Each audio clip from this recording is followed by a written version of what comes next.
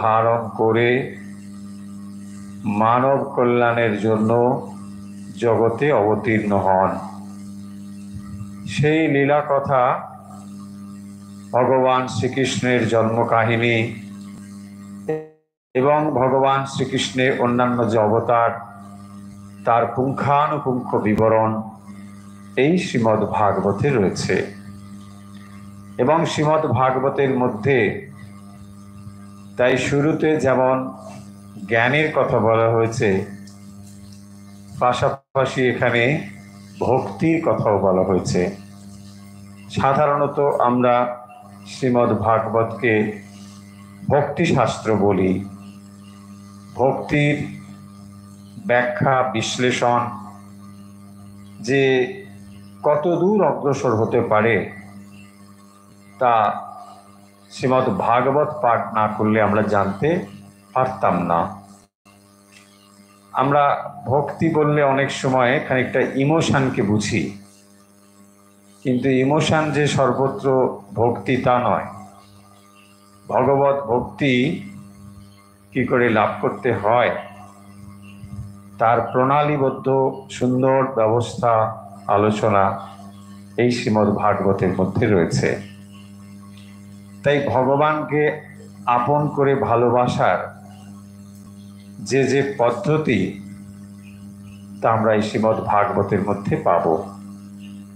এর শুরুর কথা আমরা বহুবার আপনাদের বলেছি যে পেছনে যে কাহিনী রয়েছে, ব্যাসদেব বিভিন্ন শাস্ত্র রচনা করেছেন, এমনকি ন্যায় প্রস্থানের যে প্রামাণ্য গ্রন্থ ব্রহ্মসূত্র তাও তিনি রচনা করেছেন। কিন্তু তারপরেও তার অন্তরে শান্তি নেই, আনন্দ নেই। কেন না ভগবানের যে অপার লীলা কথা, সেই লীলা কথা তার কোথাও বর্ণনা নেই। তাই মহর্ষি নারদ ব্যাসদেবকে অনুরোধ করেছেন যে আপনার লেখার মধ্যে যে ভগবানের অপার ভক্তির কথা, ভালোবাসার কথা, প্রেমের কথা, সে কথা আপনি বিস্তারিতভাবে কোথাও বর্ণনা করেননি। অন্যান্য পুরাণে কাহিনী বর্ণনা করেছেন, কিন্তু গভীরভাবে ভক্তির যে তত্ত্ব তা আপনি বর্ণনা করেননি। এবং ভগবানের এই লীলা কথা বর্ণনা না করার ফলে আপনার হৃদয় কেবল শুষ্ক বিচার বিশ্লেষণের দ্বারা হৃদয়টি শুষ্ক হয়েছে। তাই যদি আপনি ভগবানের এই মাধুর্যপূর্ণ রসকথা, লীলা কথা বর্ণনা করেন, একমাত্র তবেই আপনি অন্তরে শান্তি লাভ করতে পারবেন। এবং সেখান থেকেই আমরা দেখব যে এই পুরাণের সৃষ্টি হয়েছে। এবং এই পুরাণ ব্যাসদেব রচনা যেমন করেছেন, সেটি প্রচার করেছেন তার পুত্র সুখদেব। সুখদেবের কথাও আপনাদের বহুবার বলা হয়েছে যে এই সুখদেব আসলে যেরকম কাহিনী রয়েছে অন্যান্য পুরাণ আদিতে, যে মহাদেব এবং পার্বতী তারা একদিন একটি গোপন স্থানে অমর তত্ত্ব আলোচনা করছিলেন, যে কি করে মানুষ অমরত্ব লাভ করতে পারে। সেই অমরত্বের যে কাহিনী সেটি বর্ণনা করছিলেন। এবং যখন এটি বর্ণনা করছিলেন তখন সেটি ছিল একেবারে নির্জন স্থান, কোনো প্রাণী সেখানে কেউ ছিল না। মহাদেব বর্ণনা করে যাচ্ছেন আর দেবী পার্বতী শ্রবণ করছেন। তো এইরকম বেশ খানিকটা সময় যেতে যেতে সেখানে এক তোতা পাখি, সে কিন্তু নিভৃত থেকে এই সমস্ত কাহিনী শুনছিল। এবং তারপরে যখন দেবী পার্বতী নিদ্রিতা হয়েছেন, তো তখন শ্রবণ সম্মতিসূচক হু হু শব্দ এই তোতা পাখি করছিল। মহাদেব বলে যাচ্ছেন আর কেউ একজন শুনছেন, তো এইরকমভাবে মহাদেবও তন্ময় হয়ে বলে যাচ্ছেন।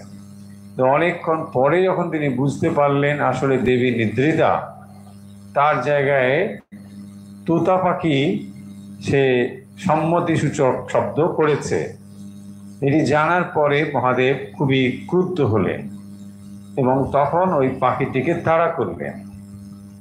পাখিটি তাড়া করলে তো পাখিটি আর মারা যাবে না, কেন অমর তত্ত্ব কাহিনী পাখিটি শুনে ফেলেছে, সেও অমর হয়ে গিয়েছে, তাকে মারা যাবে না। তো এখন সে ছুটতে ছুটতে এসে ব্যাসদেবের পত্নীর মধ্যে প্রবেশ করেছে। তারপরে সেখানে সে ছিল 12 বছর। তারপরে সে তার পুত্র রূপে জন্মগ্রহণ করে। এই হচ্ছে পুরাণ কাহিনী।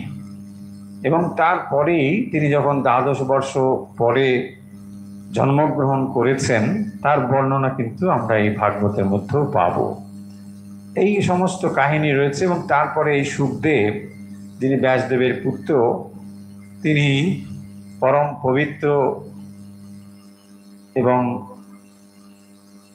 আবাল সন্ন্যাসী, তিনি জন্মগ্রহণ করেছেনই প্রবজ্জা গ্রহণ করে। মাতৃগর্ভ থেকেই তিনি অরণ্যে চলে যাচ্ছেন, তখনও তার উপবীত ধারণ হয়নি। তো এরকম অবস্থায় রয়েছে বর্ণনা। এবং সেই মহাপবিত্র জ্যোতি তিনি জগতে এই মহাপবিত্র ভক্তিশাস্ত্র প্রচার করেছেন। বলা হয় যে শ্রীমদ্ ভাগবতের মধ্যে সব থেকে শ্রেষ্ঠ অংশ হচ্ছে ভগবান শ্রীকৃষ্ণের রাসলীলা। এবং এই রাসলীলা আর অন্য কেউ নয়, স্বয়ং শুকদেব বর্ণনা করেছেন। এবং যিনি সমস্ত রকম কামনা বাসনা থেকে বর্জিত, বিন্দুমাত্র কামনা যার মধ্যে নেই, সেই নিষ্কাম নিষ্পাপ শুকদেব, তিনি এই রাসলীলা বর্ণনা করেছেন। অনেকে রাসলীলা সম্বন্ধে বুঝতে পারেন না বলে এটিকে একটি কদর্যভাবে বা কদর্য ভাষায় ব্যাখ্যা করেন বা বলেন। কিন্তু যিনি এটিকে বর্ণনা করেছেন তিনি মহাপবিত্র একজন। এবং শুধু তাই নয়, সমস্ত ঋষিকুল তখন স্বীকার করেছেন যে এটি একমাত্র এই শুকদেবই পারেন বর্ণনা করতে, আমাদের মধ্যে একমাত্র ইনিই আছেন এটিকে বর্ণনা করবার জন্য। তো সেই মহাপবিত্র শুকদেব তিনি এটিকে বর্ণনা করছেন। এবং তারপরে আমরা প্রথম অধ্যায়ে যেটি দেখে এসেছি, খুব সংক্ষেপে যদি বলে দিই তাহলে কি হবে না, সেখানে সুত ঋষি আর শৌনকাদি ঋষির কথা পাওয়া গেছে। কোথায় সেটি না, নৈমিষারণ্যে। তো সেই নৈমিষারণ্যে তারা যজ্ঞ করে আসছিলেন এবং সেই যজ্ঞ করার পরে তারা খানিকটা সময়ে যখন নিজেদের মধ্যে সৎপ্রসঙ্গ করছেন, সেখানে হঠাৎ সুত ঋষি হাজির হলেন, সুত উগ্রস্বভাব। তো সেই সুত ঋষিকে দেখে শৌনকাদি ঋষি তাদেরকে 6খানা প্রশ্ন মোট করেছিলেন। সেই 6খানা প্রশ্ন নিয়েই প্রথম অধ্যায়টি রয়েছে। আমরা এটা বিস্তারিত আলোচনা করে ফেলেছি অলরেডি, জাস্ট একটু আপনাদের ধরিয়ে দেওয়ার জন্য বলি। প্রথম প্রশ্ন হলো, জীবের ঐকান্তিক মঙ্গল কিসে হয়? যে কি করে জীবের মঙ্গল হবে? ঐকান্তিক মঙ্গল অনেক রকম কিছুতে আমাদের অনেক রকম মঙ্গল হয়, কিন্তু ঐকান্তিক মঙ্গল হচ্ছে চিরস্থায়ী মঙ্গল, চিরদিনের জন্য মঙ্গল। এইরকম একটা প্রশ্ন করা হয়েছে যে জীবের কি করে ঐকান্তিক মঙ্গল হবে, প্রথম প্রশ্ন।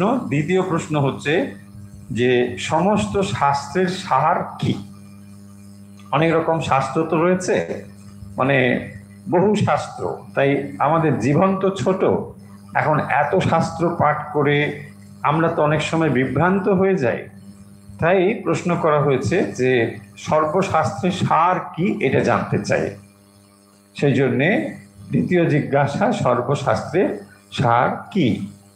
তৃতীয় জিজ্ঞাসা হচ্ছে যে কিভাবে ভগবান শ্রীকৃষ্ণ দেবকীর গর্ভে জন্মগ্রহণ করেছিলেন বা কেন জন্মগ্রহণ করেছিলেন, তার যে জীবন কথা সেগুলোই জানতে চাই ভগবান শ্রীকৃষ্ণ।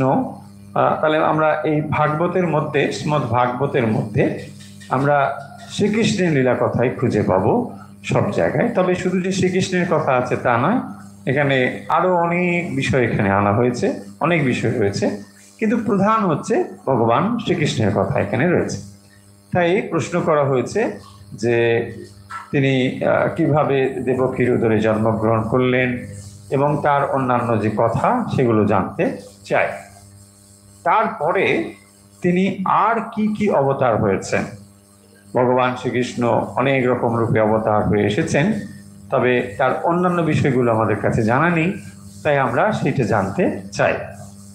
তারপরে যে প্রশ্নটি করেছেন যে ভগবান শ্রীকৃষ্ণ যখন অন্তর্হিত হলেন, অপ্রকট যখন হলেন, তখন ধর্ম কার হাতে রক্ষা পাচ্ছে, তার পরবর্তী সময়ে মানে ধর্ম এখন কার শরণাগত হয়েছে, কার কাছে ধর্ম রয়েছে, এটা হলো 6 নম্বর প্রশ্ন।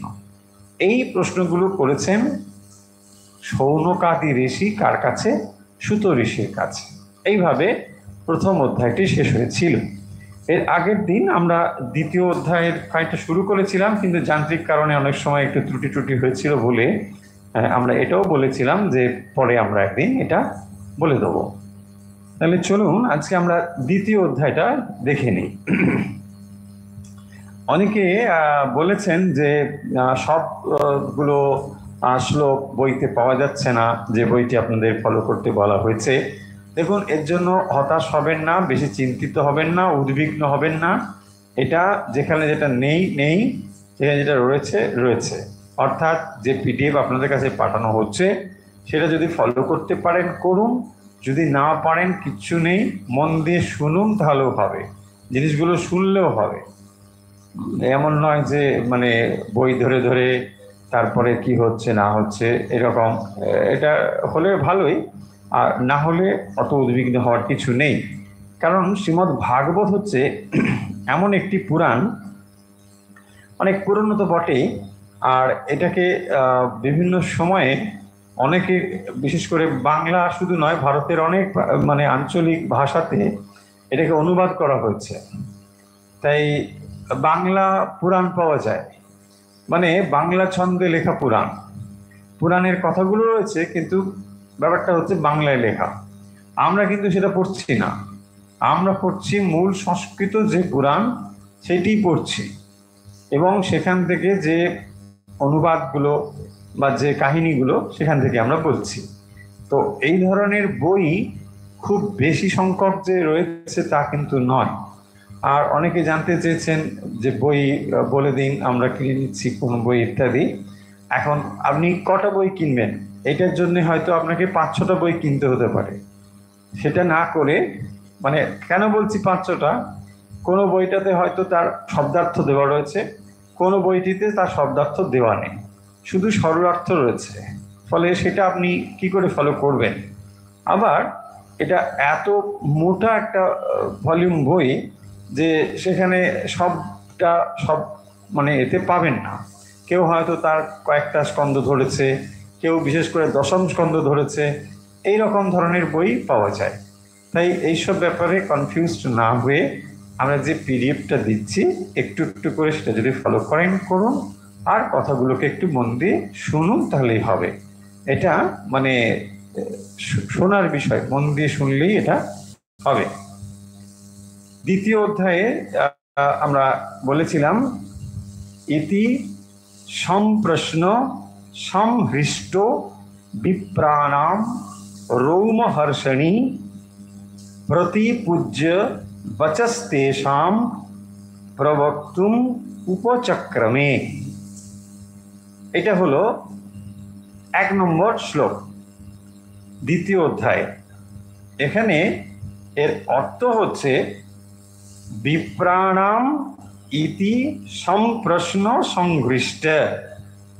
তার মানে যে শৌনকাদি ঋষি এরা যে প্রশ্ন করেছেন তার ফলে তারা বিশেষ আনন্দিত হয়েছেন এবং রৌমহর্ষণী রোমহর্ষ ঋষি মানে সমীচীন প্রশ্ন করেছেন বলে তো তারা তাদেরকে মানে ঠিক আছে, তোমাদের প্রশ্নটা খুব সমীচীন প্রশ্ন, খুব ভালো প্রশ্ন, এইটা মানে এখানে আমরা দেখতে পাচ্ছি। তাহলে প্রথম এটা বলছেন যে শৌনকাদি ঋষিদের এরকম প্রশ্ন শুনে মানে রোমহর্ষণ পুত্র উগ্রশ্রবা সাধুদেরকে মানে ঋষি বাক্যকে সাধুবাদ জানালেন যে হ্যাঁ ঠিক, খুব সুন্দর।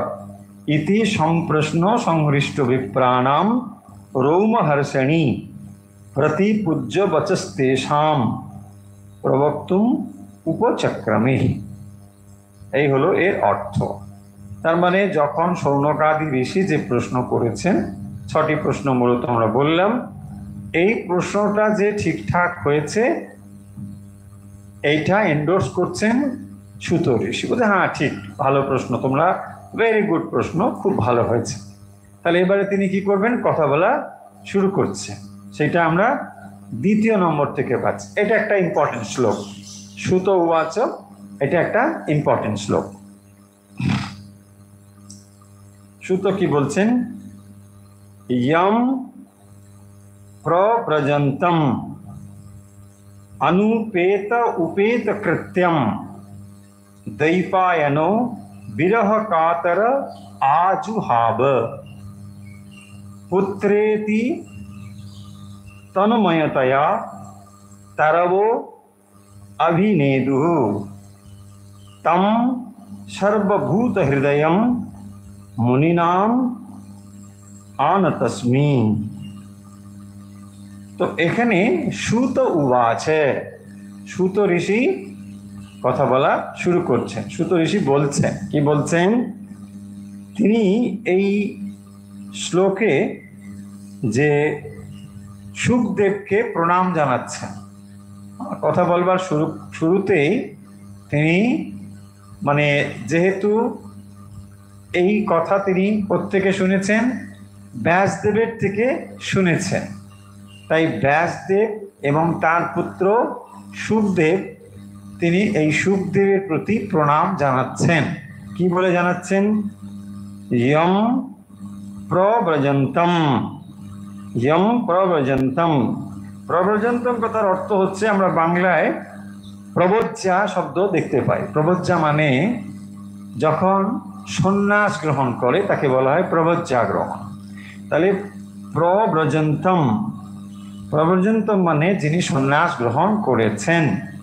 ইয়ম প্রব্রজন্তম অনুপেত উপেত কৃত্যম, অনুপেত অপেত অনুপেত অপেত কৃত্যম। অপেত কৃত্যম কথার অর্থ হচ্ছে মানে কর্তব্য কর্মবিহীন, তার মানে তার আর কোনো কর্তব্য কর্ম নেই, সেইটাই বলছেন অনুপেতং অপেত কৃত্যম। অনুপেত অপেত কৃত্যম মানে তার আর কোনো কর্ম নেই, কর্তব্য কর্মবিহীন। যম যাকে মানে সুখদেবকে, দৈপায়ন বিরহ কাতর আজুহাব। দৈপায়ন, দৈপায়ন মানে ব্যাসদেব, সেই ব্যাসদেব বিরহ কাতর আজুহাব, বিরহ কাতর, বিরহ কাতর হয়ে পুত্র ইথি আজুবাহ আহ্বান করছিলেন। তাহলে যম প্রব্রজন্তম অনুপেত অপেত কৃত্যম দৈপায়নো বিরহ কাতর আজুহাব। ব্যাসদেব যাকে, যে সন্ন্যাসীকে, কারণ তিনি প্রবজ্জা গ্রহণ করেছেন এবং যিনি, যার আর কোনো কর্তব্য কর্ম ছিল না, সেই ব্যক্তিকে দৈপায়ন ঋষি তিনি পুত্র পুত্র বলে আহ্বান করছেন। পুত্রেতি তন্ময়তয়া তরব অভিনেদুহ। এবং দেখুন, যখন পিতা ব্যাসদেব পুত্রকে আহ্বান করছেন হে পুত্র, হে পুত্র বলে, পুত্র তখনই জন্মগ্রহণ করেই চলে যাচ্ছেন, যে তিনি প্রব্রজ্যা গ্রহণ করে, কিন্তু তখনও তার উপনয়ন আদি কর্ম হয়নি। তার যে মানে উপনয়ন সংস্কার সেগুলো তখনও হয়নি। অনুপেতম অনুপেতম অপেত কৃত্যম, তো তখন তার উপনয়ন সংস্কার হয়নি, কিন্তু তখনও তিনি চলে যাচ্ছেন। এবং তখন বলছেন পুত্রেতি তন্ময়তয়া, তো যখন বিরহ কাতর ব্যাসদেব পুত্রকে আহ্বান করছেন, হে পুত্র হে পুত্র বলে, পুত্রেতি তন্ময়তয়া তরব অভিনেদুহু, এবং গাছগুলো প্রতিধ্বনি ছলে প্রত্যুত্তর করছে, মানে তিনি যে প্রশ্ন করছেন ব্যাসদেব, তার উত্তর যেন গাছগুলো দিচ্ছে। কারণ পুত্রর ভাবে গাছগুলো তন্ময় হয়েছে। তন্ময়তয়া তরব অভিনেদুহু, তার বিরহ ব্যথায় ব্যাসদেব তাকে আহ্বান করছেন পুত্র পুত্র বলে, আর বৃক্ষগুলো যেন তার হয়ে উত্তর দিচ্ছেন। অভিনেদুহু তম সর্বভূত হৃদয়ম মুনিনাম আনত অস্মি। তম সর্বভূত হৃদয়ম, এবং সেটা কিরকম সম্ভব হচ্ছে না, তম সর্বভূত হৃদয়ম, জীবের হৃদয়ে প্রবিষ্ট, মুনিম আনত অস্মি, তাহলে এই যে মুনি, তাকে আমি প্রণাম করি। সেই মুনি কে? সুখদেব। সেই সুখদেবকে আমি প্রণাম করি। প্রথমে তাহলে সূত ঋষি তার কথা শুরু করছেন, এবং তিনি স্বীকার করছেন যে যে প্রশ্নগুলো আপনারা করেছেন শৌনকাদি ঋষি, এই প্রশ্নগুলো যথার্থ প্রশ্ন, কিন্তু এর উত্তর দেওয়ার আগে আমি সুখদেবকে প্রণাম করছি। কে সেই সুখদেব? না, যিনি জন্মগ্রহণ করার পর প্রব্রজ্যা গ্রহণ করে চলে যাচ্ছিলেন, এবং যিনি তখনও পর্যন্ত উপনয়ন সংস্কার হয়নি যার, তিনি এভাবে চলে যাচ্ছিলেন। এবং পিতা ব্যাসদেব দ্বৈপায়ন ব্যাস তিনি কি করছিলেন না, হে পুত্র বলে তিনি আহ্বান করছেন, আর তার আহ্বানে উত্তর দিচ্ছেন বৃক্ষরাজি। যারা তার উত্তর দিচ্ছিলেন কিরকম ভাবে না, তারা উত্তর দিচ্ছিলেন সর্বভূত হৃদয়ম। তিনি সেই যে সর্বভূত হৃদয়ম সুখদেব, অর্থাৎ তার হৃদয়টি এখন সর্বব্যাপী সত্তায় পরিণত হয়েছে। পিতা যে প্রশ্ন করছেন তার উত্তর একটা গাছও দিয়ে দিচ্ছে। পিতার প্রশ্নের উত্তর গাছ, কেমন না তার হৃদয়ের সঙ্গে যেন সমস্ত কিছু একীভূত হয়েছে। এই রকম যার হৃদয় হয়েছিল সেই সুখদেবকে আমি প্রণাম করছি। সুন্দর হয়েছে, আশা করি বুঝতে অসুবিধে নেই। দেখুন, যেখানে ব্যাখ্যার প্রয়োজন গভীরে হবে সেখানে আমরা যাব, যেখানে অতটা দরকার নেই কেবল আমরা পড়ে যাব। তারপরে তৃতীয় ইয়সানুভাবম অখিল শ্রুতিসারমেকম আধ্যাত্মদীপম অতি তিতির্ষতাম তমো অন্ধম সংসারিণাম করুণ আহ পুরাণ গুহ্যম তম ব্যাস শুনুম উপজামি গুরুম মুনিনাম। কি বললেন না, অন্ধম তমহ, গাঢ় অন্ধকার, যার অতীত তিতির্ষতাম, যেখানে অতি সহজেই অতিক্রম করতে ইচ্ছুক, সেই সংসারিণাম, সংসারী ব্যক্তিদের প্রতি করুণয়া, কৃপার দ্বারা, যিনি সুখদেব স্বানুভাবম, মানে নিজের অসাধারণ যে ভাব, অখিল শ্রুতি সারম, সমস্ত বেদের সার, একম অদ্বিতীয় অনুপম अध्यात्म दीपम परतत्व प्रकाशक पुराण गुह्यम শ্রীমদ্ ভাগবত এই মহাপুরাণ আহ বলেছিলেন তাকে মুনিনাম গুরুম, মুনিদের উপদেষ্টা ব্যাস শুনুম উপয়ামি আশ্রয় করি। তাহলে এখানেও এই শ্লোকটিতেও সেই শুকদেবের প্রতি শ্রদ্ধা জ্ঞাপন করা হচ্ছে। কিরকম দেখুন, এখানে বলছেন ইয়সানুভাবম অখিল শ্রুতিসারমেকম অধ্যাত্মদীপম অতি তিতির্ষতাম। তাহলে এটা কি করতে পারে? সংসারী নাম, যারা এই সংসারে আসক্ত হয়ে রয়েছেন, সংসারী ব্যক্তি যারা, তাদের প্রতি করুণায়া আহ, তো তাদের প্রতি পরম করুণায়, তাদের কৃপায় যিনি কি করেছিলেন, এই পুরাণ গুহ্যম, এই মহাপুরাণ ব্যক্ত করেছিলেন, বলেছিলেন স্বানুভাবম, তার নিজের অনুভব, তার নিজের যে অনুভব, তিনি এটাকে যেভাবে অনুভব করেছেন তার ভাব, সেইটি অখিল শ্রুতিসারম একম, এবং সেটা হচ্ছে কি অখিল শ্রুতিসারম। তাহলে এই ভাগবতটি কি? ভাগবতটি হচ্ছে অখিল শ্রুতিসারম। এই ভাগবত হচ্ছে মহাপুরাণ, পুরাণ গুহ্যম। এই পুরাণ গুহ্যমটি হচ্ছে না অখিল শ্রুতিসারম। অখিল মানে সমস্ত, শ্রুতি সারম সমস্ত শ্রুতির সার, সমস্ত বেদের নির্যাস, অখিল শ্রুতি সারম। সেইটি কি করেছেন তিনি? না স্বানুভাবম। তাহলে কেবলমাত্র সেই শ্রুতিগুলো পড়ে এসে আমাদের কাছে বলে দিয়েছেন তা নয়, স্বানুভাবম, তার নিজে এটাকে আয়ত্ত করেছেন এবং সেইভাবে তিনি সেটাকে অনুভব করেছেন, স্বানুভবম।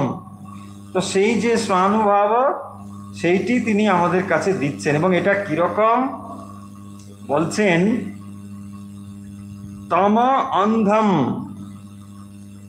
তম অন্ধম, অন্ধম তমঃ, অন্ধম মানে গাঢ়, তম অন্ধকার, অজ্ঞান অন্ধকার। তাহলে তম অন্ধম অতি তিতির্ষতাম, তিতির্ষতাম মানে হচ্ছে অতিক্রম করা।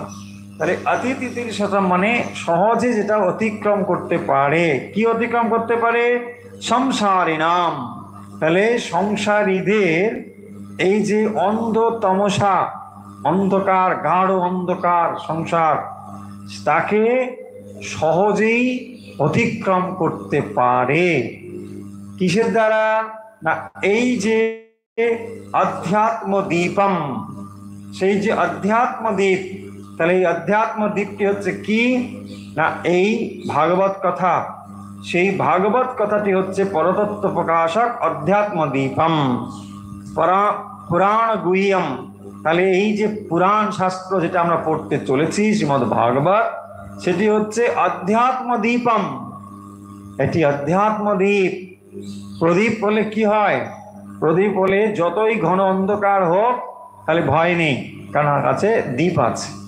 ঠিক সেরকম এই সংসার যতই অন্ধকারময় হোক না কেন, সেখানে এই অধ্যাত্ম দ্বীপ রয়েছে। এবং এই অধ্যাত্ম দ্বীপটি কিভাবে আমাদের কাছে এসেছেন? না এটাকে তাকে মুনিনাম গুরুম, মুনিনাম গুরুম মানে মুনিদেরও গুরু, মুনিদেরও উপদেষ্টা কে? তিনি হচ্ছেন ব্যাস শুনুম। ব্যাস শুনুম মানে ব্যাস পুত্র, ব্যাসদেবের পুত্র শুকদেব। উপয়ামি আশ্রয় করি, তাকে আমি শ্রদ্ধা জ্ঞাপন করছি, তাকে আমি আশ্রয় করি, কারণ তিনি হচ্ছেন এই যে ভগবত জ্ঞান, তিনি সেই জ্ঞান প্রচার করেছেন। তাই সেই জ্ঞানের জন্য তিনি তার কাছে নিজেকে, তার প্রতি শ্রদ্ধা জ্ঞাপন করছেন। প্রথমে তিনি তার পিতৃ পরিচয় কিরকম এসব কথা বললেন। দ্বিতীয় শ্লোকে, অর্থাৎ এখানে তৃতীয় শ্লোকে, তিনি যে সমস্ত শ্রুতিসার অধ্যাত্ম জ্ঞান অধ্যাত্ম দীপম শ্রীমদ্ ভাগবত, সেইটি তিনি যে জগতে প্রচার করেছেন। কিভাবে করেছেন না করুণয়া আহ, করুণায় কৃপাবর পরবশে সংসারে উদ্ধারের জন্য তিনি অন্ধকার থেকে সংসারীকে উদ্ধার করবার জন্য পরম করুণায় এটি বর্ণনা করেছেন। তাহলে শ্রীমদ্ ভাগবত সম্বন্ধে এখানে বলা হচ্ছে যে সেটি কিরকম না অখিল শ্রুতি সারম এবং অধ্যাত্ম দীপম তমো অন্ধম সংসারিণাম পুরাণ গুহ্যম। এই যে পুরাণ গুহ্যম অধ্যাত্ম দীপম, সেটি অতি তিতির শতাম, অতিক্রম করবার, সংসারকে অতিক্রম করবার জন্য এই হলো সেই শাস্ত্র। তাহলে সুত ঋষি এই শ্লোকের দ্বারা একদিকে যেমন তিনি শ্রদ্ধা জ্ঞাপন করছেন শুকদেবের প্রতি, পাশাপাশি এই শাস্ত্রটি যে কি এটিও কিন্তু জানিয়ে দিচ্ছেন। অর্থাৎ এই যে শ্রীমদ্ ভাগবত যা আমরা পাঠ করতে যাচ্ছি সেটি হলো আসলে তাহলে অখিল শ্রুতি সারম, সমস্ত শ্রুতির সার।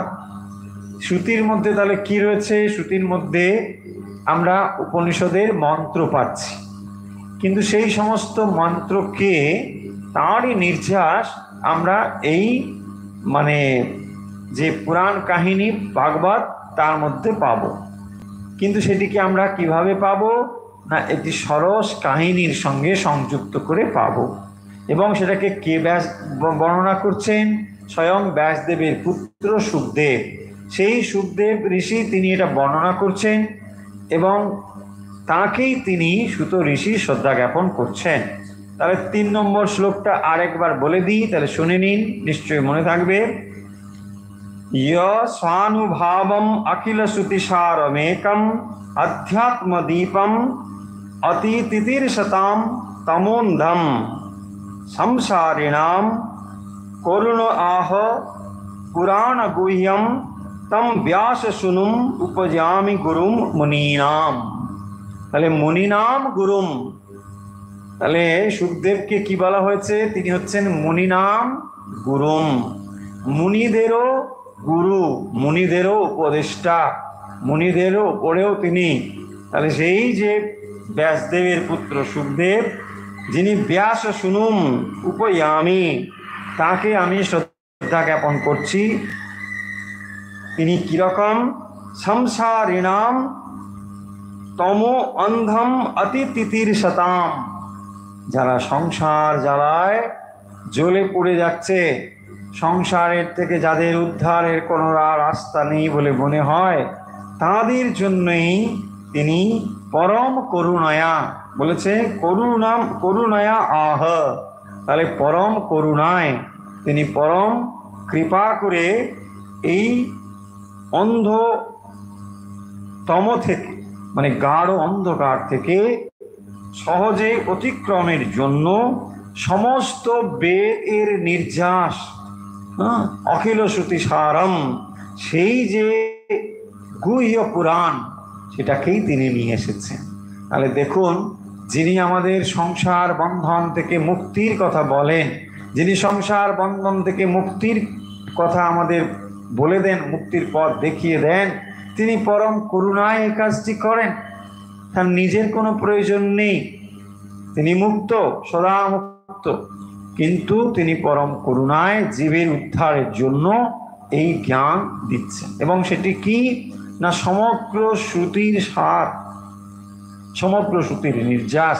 তাহলে এই শ্লোকের মধ্যে সুত ঋষি প্রণাম জানাচ্ছেন সুখদেবকে, এবং এই প্রণামের ভেতর দিয়ে কে সুখদেব তার পরিচয় দেওয়া হয়েছে এবং পাশাপাশি কি শাস্ত্র তিনি বর্ণনা করতে যাচ্ছেন সেটাও বর্ণনা করা হয়েছে। নিশ্চয়ই আমরা বুঝতে পারলাম যে এখানে সুখদেবকে বলা হয়েছে তিনি হচ্ছেন দ্বৈপায়ন পুত্র, ব্যাসদেব দ্বৈপায়ন তার পুত্র তিনি বলেছেন। এবং তিনি জন্ম থেকেই যে আবাল ব্রহ্মচারী এবং প্রবজ্জা গ্রহণ করে চলে যাচ্ছেন, সে কথা, তার শুদ্ধতা পবিত্রতা সম্বন্ধে একটা বর্ণনা সেখানে আমরা পাচ্ছি। এবং তার পরবর্তী শ্লোকে সেখানে বলা হচ্ছে যে তিনি যে শাস্ত্র আমাদের কাছে বলতে বলেছেন বা বলবেন, সেটি আসলে হলো সমস্ত শ্রুতির সার একটি শাস্ত্র আমাদের কাছে বর্ণনা করেছেন। ফলে এই কথাগুলোর দ্বারা আমরা শাস্ত্রের প্রবক্তা যিনি আমাদের কাছে এটিকে উপস্থাপন করছেন তার প্রতি শ্রদ্ধা এবং যে কথা তিনি বলছেন তার বিষয়েও আমরা একটা ধারণা করতে পারলাম। কারণ যে কেউ একটা শাস্ত্র বর্ণনা করলে তার কোনো মর্যাদা হয় না। একটা কেউ কথা বললেই যে সেটা বিশাল কিছু একটা ব্যাপার তা নয়। বিশেষ করে এই অধ্যাত্ম জগতে কে এই কথাটি বলছেন এটা খুব গুরুত্বপূর্ণ। কে বলছেন, সেই মানুষটি কে, সেই মানুষটি যদি এই কথাগুলো তার স্বানুভবম, তার অনুভবের ভেতর দিয়ে আমাদের কাছে নিয়ে আসেন, তাহলে সেই কথাগুলোর একটা তাৎপর্য আছে। তা না হলে এই কথাগুলোর কোনো তাৎপর্য নেই। কারণ আমরা কতগুলো বই পড়ে কথা বলে ফেলতে পারি, তাতে বোঝায় না যে সেই কথাগুলো স্বানুভবম, সেগুলো অনুভব হয়েছে, তা বোঝায় না। কিন্তু সেই জন্য এখানে যার মুখ থেকে আমরা শ্রবণ করছি তিনি স্বানুভবম, তার অনুভবের থেকে কথাগুলো বেরোচ্ছে। তাই জন্য দেখবেন যখন শ্রীরামকৃষ্ণ সেই কথাগুলো বলেন সেগুলো স্বানুভবম, সেই কথাগুলো তখন আমাদের হৃদয়কে ছুঁয়ে যায়। যাদের যাদের তিনি যে ধরনের কথা বলেছেন, কথামৃতের পাতায় দেখবেন সেগুলো মানে বিস্তারিত তার বর্ণনা রয়েছে, কিন্তু যাকে তিনি বলছেন তার হৃদয় সেটা ছুঁয়ে যাচ্ছে। তাই তিনি তার আর দ্বিতীয় কোনো কথা বলার সাহস পাচ্ছেন না, কারণ যথার্থ জায়গায় যথার্থ কথাটি বলা হয়েছে।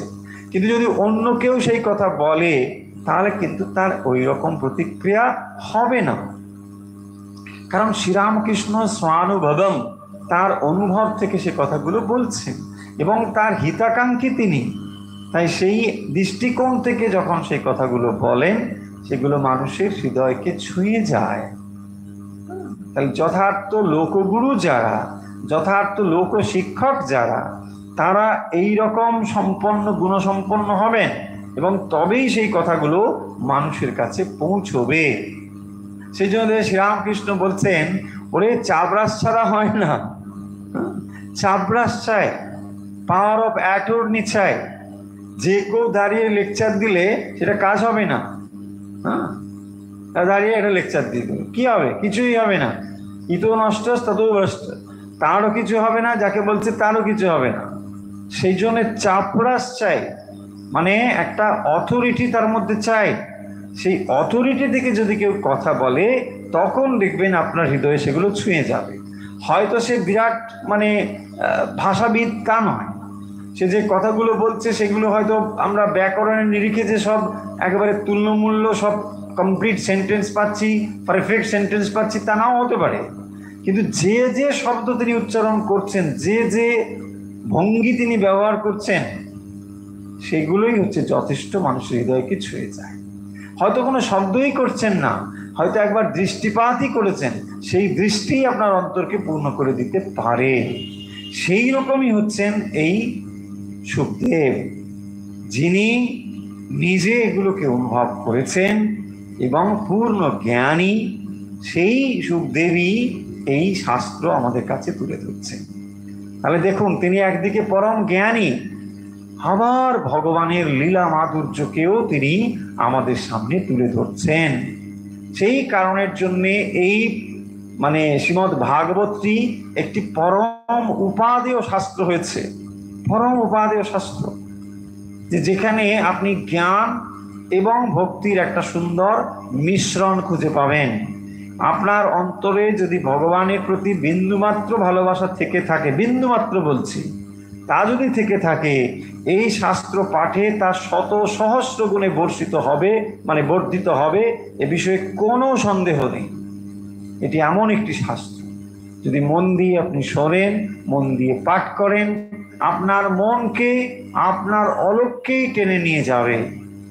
কারণ এখানে যারা রয়েছেন, যারা উপস্থাপন করছেন, তারা আপনার মনকে কিভাবে নিয়ে যেতে হয় সে বিষয়ে তারা পারদর্শী। অত্যন্ত পারদর্শী। তাই ভক্তের মনকে ভগবানের দিকে কিভাবে নিয়ে যেতে হয় এই শাস্ত্রই হচ্ছে তার জাজ্জল্য প্রমাণ। তাকে ধীরে ধীরে ঠিক সেই দিকে নিয়ে যাবেন, ভগবত কথা শ্রবণ করতে করতে সেই দিকে আস্তে আস্তে করে নিয়ে যাবেন। এখানে তত্ত্ব কথাও যেমন রয়েছে, এখানে ভক্তির কথা রয়েছে, এখানে কাহিনীও রয়েছে। কিন্তু কাহিনী এখানে খুব গভীর ব্যাপার নয়, কাহিনী রয়েছে কিন্তু কাহিনীকে অবলম্বন করে ধীরে ধীরে ভক্তি তত্ত্ব আপনার হৃদয়ে প্রস্ফুটিত হবে। 4 নম্বরে বলছেন, দেখুন, নারায়ণং নমস্কৃত্য নরং চৈব নরোত্তমম দেবীম সরস্বতীম ব্যাসম তত জয় মুদিরয়ে। বিখ্যাত লাইন, এটা অনেকেই জানেন। নারায়ণং নমস্কৃত্য নরং চৈব নরোত্তমম দেবীম সরস্বতীম ব্যাসম তত জয় মুদিরয়েত। নারায়ণম নরম, নর এবং নারায়ণ এই দুজন ঋষি, নর নারায়ণ যমজ ঋষি, তারা বদরিকা আশ্রমে থাকতেন। তো সেই এবং নরোত্তমম, নরোত্তম হচ্ছে স্বয়ং ভগবান শ্রীকৃষ্ণ। আর দেবীম সরস্বতীম, যে দেবী সরস্বতী পরাবিদ্যার অধিষ্ঠাত্রী দেবী, ব্যাসম চৈব এবং ব্যাসদেবকে নমস্কৃত্য প্রণাম করে তারপর জয়ম উদিরয়েত মানে পাঠ করবে। অর্থাৎ এই যে ভাগবত ভগবানের লীলা কথা, সেইটি বর্ণনা করবার আগে বা পাঠ করবার আগে নারায়ণম নমস্কৃত্য, তাহলে নর এবং নরং চৈব নরোত্তমম, ভগবান শ্রীকৃষ্ণকে, নর নারায়ণ ঋষিকে, দেবী সরস্বতীকে, ব্যাসদেবকে প্রণাম করে জয়ম উদিরয়ে। এখানে জয়ম শব্দের অর্থ হচ্ছে জয় সূচক এই গ্রন্থ, অর্থাৎ এই যে শ্রীমদ্ ভাগবত, এটি হচ্ছে জয় শব্দের অর্থ। তাহলে এই শ্রীমদ্ ভাগবতটি পাঠ করবে নর নারায়ণকে, নরোত্তম শ্রীকৃষ্ণকে, দেবী সরস্বতীকে এবং ব্যাসদেবকে, মানে উদিরয়েত পাঠ করবে, এদের প্রতি নমস্কৃত্য প্রণাম করে, এদেরকে প্রণাম করে তবে এটা পাঠ করবে। এর মধ্যে এই মানে পরম কাহিনী সব লেখা রয়েছে। ভগবানের যে লীলা কথা আমরা বললাম, যে প্রশ্ন একটু আগে আমরা করলাম যে 6টি প্রশ্ন প্রথম অধ্যায়ে রয়েছে, তারই উত্তর পরপর আমরা এই অধ্যায়ে তার পরবর্তী অধ্যায়ে এগুলো পরপর পাবো। এবং সেখানে আমরা দেখতে পাবো যে কিভাবে এই কথার ভেতর দিয়ে আপনি কথাগুলোকে শ্রবণ করলে তখনই বুঝতে পারেন। শ্লোক রয়েছে পরপর, যে শ্লোকগুলো আমরা বলেছি যে অতটা ব্যাখ্যা করার প্রয়োজন নেই, খুব ব্যাপার গভীর নেই, তো সেগুলো আমরা কিন্তু জাস্ট পড়ে যাব। কোথাও কোথাও হয়তো আরও যখন আমরা অগ্রসর হব এই অধ্যায়গুলো বাদ দিয়ে, সেখানে হয়তো আমরা স্কিপ করেও যেতে পারি, কিন্তু যেখানে মূল মূল শ্লোকগুলো রয়েছে সেগুলো আমরা নিয়ে আসবো, সেগুলো আমরা আলোচনা করব, যাতে করে সমগ্র মানে এই যে পুরাণ ভাগবত এটা সম্বন্ধে আপনাদের একটা সামগ্রিক ধারণা যাতে হয়। নাহলে আমরা একটা বই পড়লাম, তার কিছুটা খাপছাড়া এরকম না, যে এখানে খানিকটা ওখানে খানিকটা, ওরকম হবে না, একটা সামগ্রিক ধারণা থাকবে। আর প্রসঙ্গত জানিয়ে দিই, যারা আমাদের ব্লগ পেজটা ফলো করছেন, সেখানে আমরা প্রথম অধ্যায়ের পরে একটা সার সংক্ষেপ প্রথম অধ্যায় বলে দিয়ে দিয়েছি।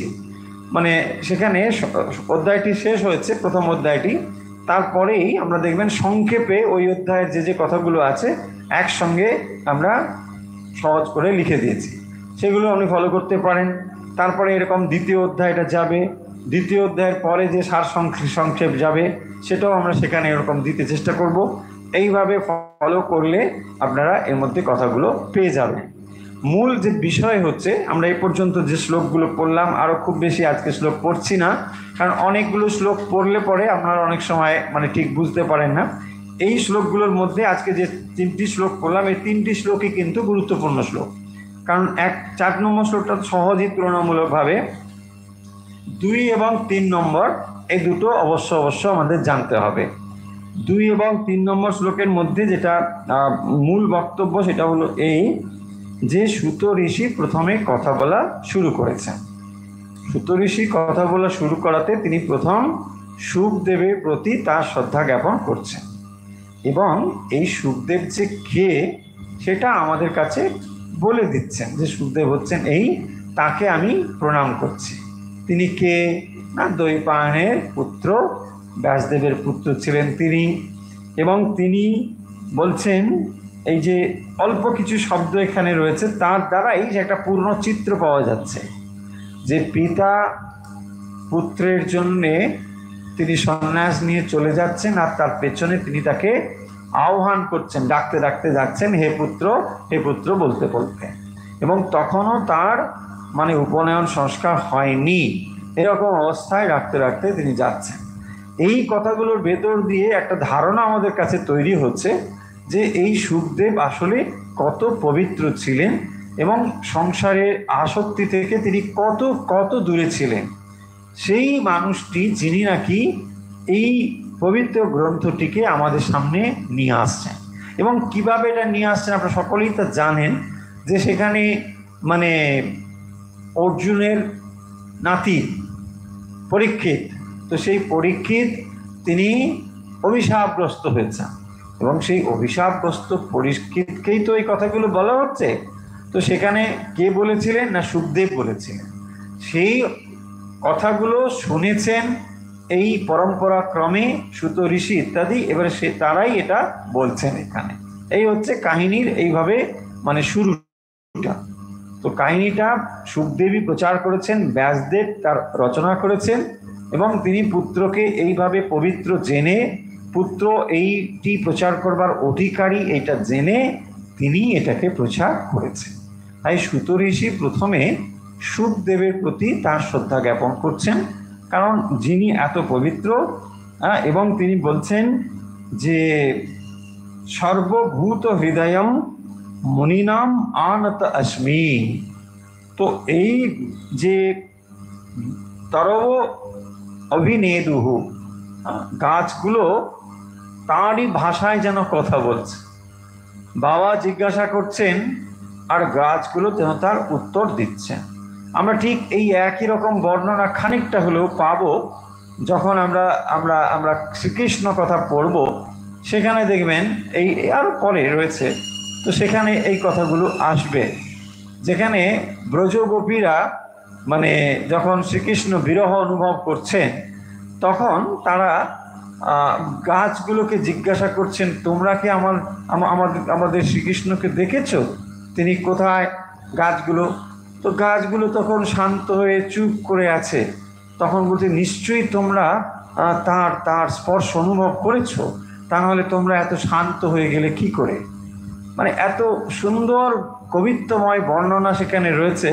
তারপরে ঘাসগুলো রোমাঞ্চিত হয়েছে, ঘাসগুলো বলছে হে মানে তরু এবং এই লতা গুল্ম, যে তোমরা এইরকমভাবে এরকম রোমাঞ্চিত হয়েছো কি করে? হ্যাঁ, নিশ্চয়ই তোমরা তার স্পর্শ অনুভব করেছো, সেই ভগবান তোমাকে নিশ্চয়ই স্পর্শ করেছে, তা নাহলে তোমরা রোমাঞ্চিত হলে কি করে? এইরকম সব নানা বর্ণনা রয়েছে। এখানেও আমরা ঠিক সেরকম পাচ্ছি যে গাছগুলো যেন তন্ময় হয়ে তার মতো করে সর্বভূত হৃদয়ম, সর্বভূত হৃদয়ম হচ্ছে কে না, শুকদেব। সেই তিনি এমনভাবে মানে তার তার যে মনের অবস্থা অনুভব, সেটা যেন সর্বব্যাপী সত্তায় পরিণত হয়েছে। অর্থাৎ ব্যাসদেবের হৃদয়, শুকদেবের হৃদয় এখন যেন তার শুধু নিজের হৃদয় নয়, সেই হৃদয়টি যেন সর্বব্যাপী হৃদয়ে পরিণত হয়েছে।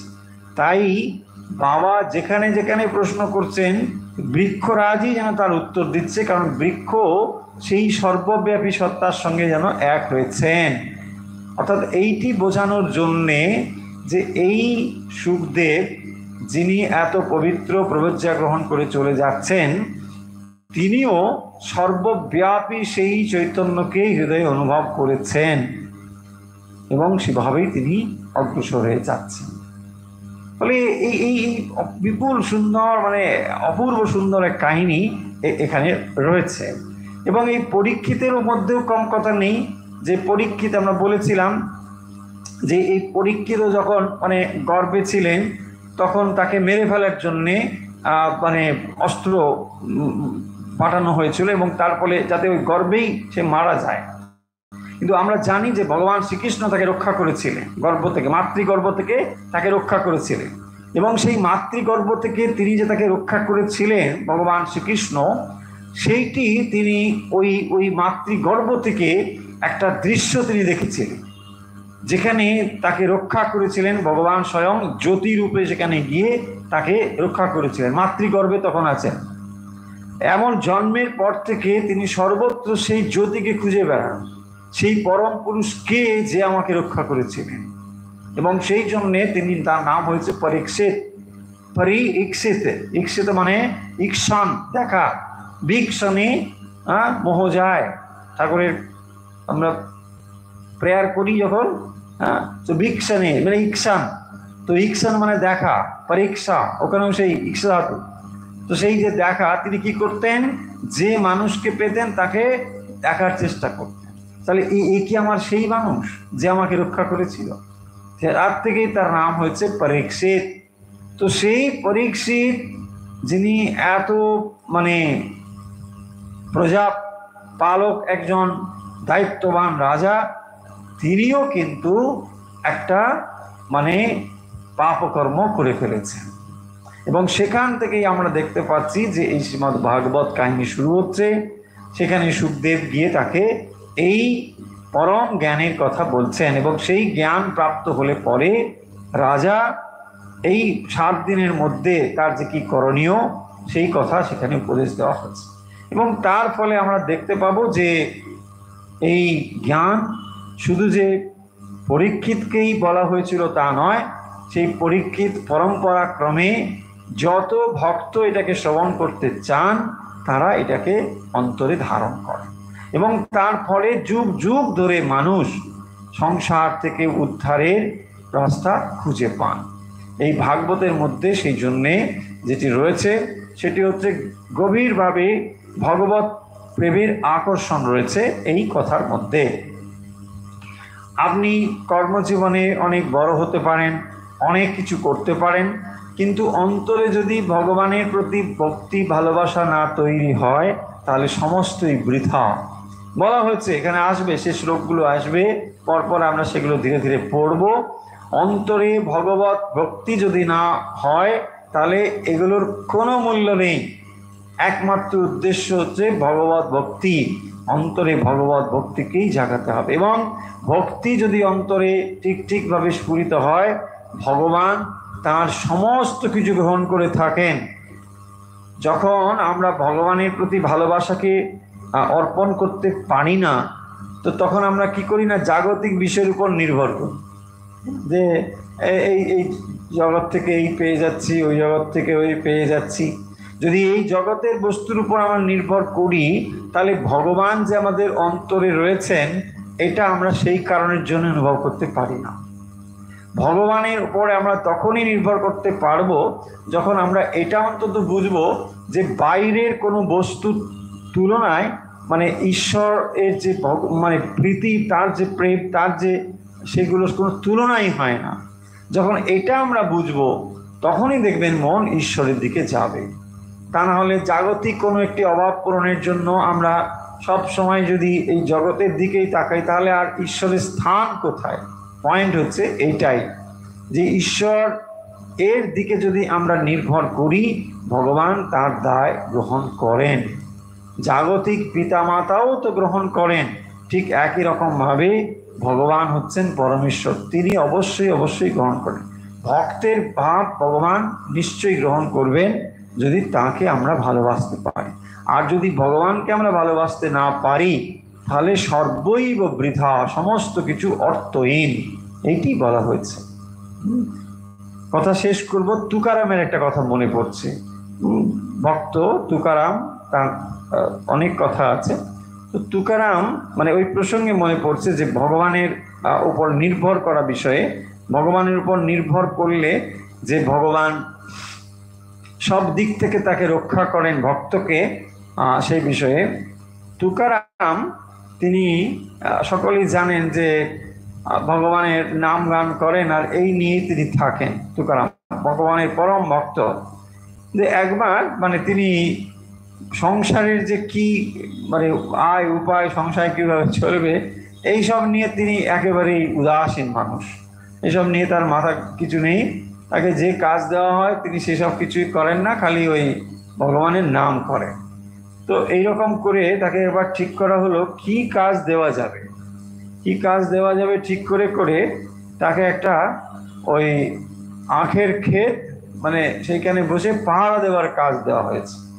একজনের জায়গা জমি আছে, সে বললো তুমি এইখানে বসে মানে এই কাজটা করো, ভগবানের নামও করতে পারবে আবার এখানে পাহারাও দিতে পারবে। যা ঠিক আছে, এটা আমি করতে পারবো। তো বলে ওখানে ও বসেছে। তো ভগবানের নাম করতে করতে ও কে কি আর পাহাড়া টাহারা সব ভুলে গেছে। মানে লোকে এসে তার জিনিসপত্র সব নিয়ে চলে যাচ্ছে, সব আখ টাক কেটে নিয়ে যাচ্ছে, ফসল নিয়ে চলে যাচ্ছে, তার কোনো দিকে কোনো খেয়াল নেই। সে বসে বসে ভগবানের নাম করে। মানে এই করে করে তার অনেক শস্যের ক্ষতি হয়েছে। এখন সেই লোকটা এসে ধরেছে যে তোমার জন্যই তো আমার এসব ক্ষতি হয়েছে, ফলে তোমাকে এর ক্ষতিপূরণ দিতে হবে। তো তখন সে বলবে হ্যাঁ ঠিক আছে, কি করা যাবে, এখন তুমি যখন বলেছো তাই হবে, কিন্তু আমার কিছুই নেই, আমি কিছুই করতে পারবো না, আমি ওই ভগবানের নামই করি আর এটাই আমার পক্ষে, আর আমার কিছু নেই।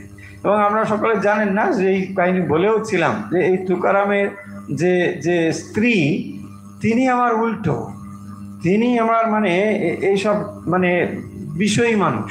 হ্যাঁ, টাকা পয়সা চাই, আর ওর ছেলে মেয়েদের মানুষ করবার জন্যে সে সব সময় একে গঞ্জনা দেয়, তুমি কিছু করো না, খালি বসে বসে ভগবানের নাম করো, টাকা নিয়ে আসো, ওইকে নিয়ে আসো, এইসব করতে থাকে।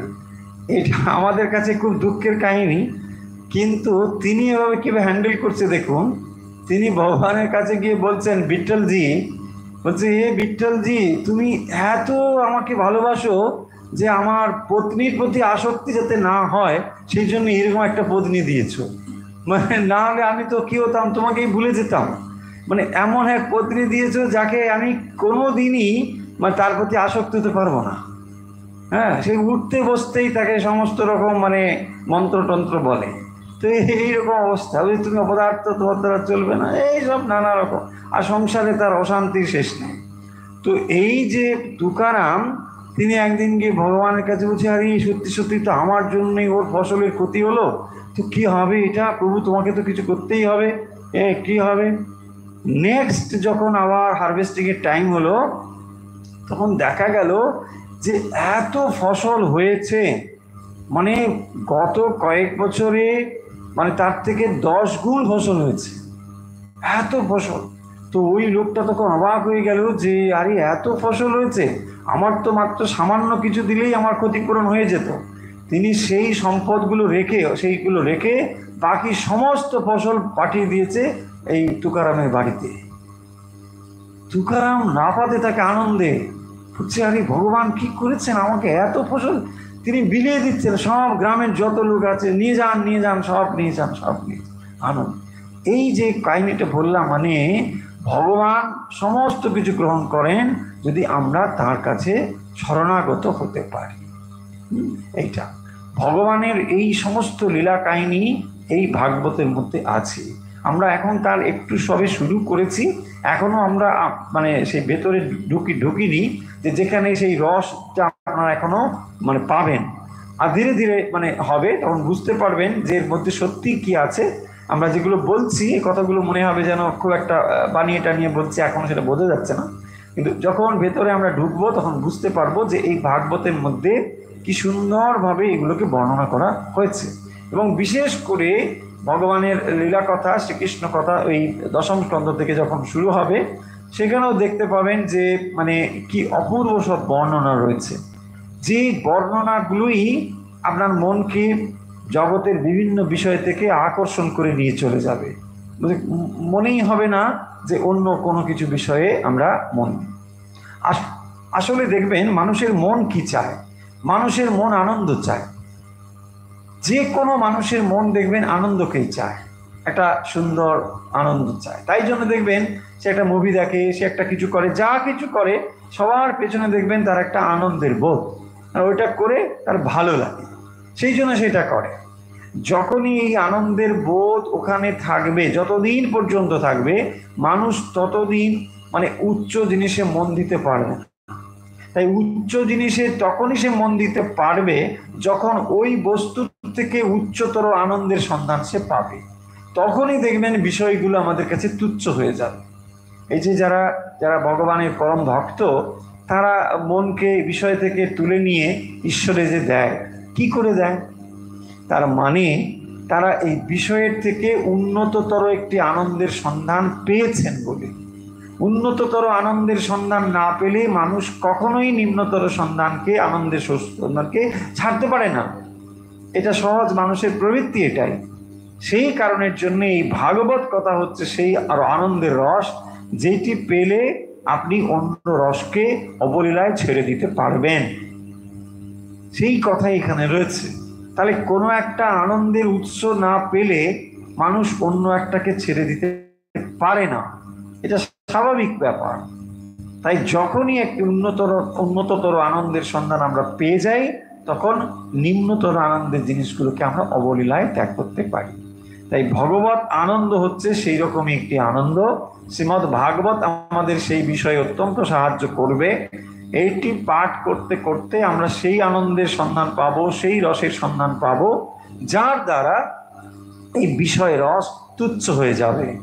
আমরা অন্য আনন্দতর মানে উচ্চতর আনন্দের সন্ধান পাচ্ছি না বলে এই বিষয় রসগুলোকে এত বেশি দামি বা এত বেশি গুরুত্বের বলে মনে করছি। যখন আমরা এইগুলো পাবো, ধীরে ধীরে পেতে থাকবো, তখন এগুলো তুচ্ছ হয়ে যাবে। যুগে যুগে যে সমস্ত ভক্ত ভগবানের পরম ভক্ত বলে পরিচিত হয়ে আছেন, সেই ধ্রুব থেকে শুরু করে, সেই প্রহ্লাদ থেকে শুরু করে সমস্তই দেখবেন তারা এইরকম একটা পেয়েছেন বলেই বাকিগুলোকে ছেড়ে দিতে পেরেছেন। ধ্রুবের কথাই ধরুন না, ধ্রুব কি করে সাধনা শুরু করেছিলেন? ধ্রুব সাধনা করেছিলেন বিমাতার কাছে অপমানিত হয়েছেন বলে, সিংহাসন, পিতৃ সিংহাসন লাভ করবেন বলে ভগবানের কাছে এই জন্যই তিনি গিয়েছিলেন। কিন্তু তারপরে তার সাধনা এমন একটা জায়গায় পৌঁছলো, তখন তিনি দেখলেন যে আরে আমি অনেক বেশি পেয়ে গেছি, আর এই তুচ্ছ সিংহাসন আমার কি দরকার? আমি জগৎ সিংহাসনের যিনি অধিপতি তাকেই লাভ করতে পেরেছি, তা আমার আর এই সিংহাসনের কি দরকার? কিন্তু শুরুটা করেছিলেন ওইভাবে। তাই জাগতিক কোনো একটা বিষয় দিয়েই মানুষ সাধন হয়তো শুরু করেন, তারপরে তার সাধন গিয়ে পৌঁছয় একেবারে অনেক উচ্চ উচ্চ অবস্থায়, তখন তিনি বাকি জিনিসগুলোকে অবলীলায় তুচ্ছভাবে ফেলে দিতে পারেন। সেই ধ্রুবের কাহিনী তো মানে ধ্রুব কথা হয়ে রয়েছে, তাই না? এইরকম সমস্ত প্রহ্লাদের কথা রয়েছে, এরকম কত কত ভক্তর কথা রয়েছে যারা যুগে যুগে ভগবানকে এইভাবে ভালোবেসেছেন। আমরা সেই কাহিনী একটু একটু করে পড়ব। মানে এখানে মূলত রয়েছে ভগবান শ্রীকৃষ্ণের কথা, কিন্তু আমরা এই যুগের মানুষ, আমরা শ্রীমদ্ ভাগবত পাঠ করছি, সেখানে আমরা ভগবানের কথাকেই গ্রহণ করছি। এখানে তার লীলা কথা যেমনভাবে রয়েছে সেগুলোকে আমরা আধুনিক সময়ের সঙ্গে সংযুক্ত করে তার অর্থ বুঝব এবং সেগুলোকে আমরা নিজেদের জীবনে প্রয়োগ করবার চেষ্টা করব। এই ভাগবত কথা দেখবেন অমৃত কথা, কথার ভেতর দিয়ে কিভাবে ধীরে ধীরে ধীরে ধীরে মানুষের মনকে ঈশ্বরমুখী করা যায় তার একটি অভিনব চেষ্টা রয়েছে এর মধ্যে। এবং কারা এগুলো আমাদের কাছে উপস্থাপন করছেন না? ব্যাসদেব এবং শুকদেব এবং সুত ঋষি, এরা তো পরবর্তী সময়ে। ফলে তাদের দ্বারা যেহেতু এগুলো আমাদের কাছে উপস্থাপন করা হয়েছে, তারা মহাপবিত্র, তারা আমাদের সত্যিকারের হিতাকাঙ্ক্ষী, তো তারা এটা আমাদের কাছে নিয়ে আসছেন।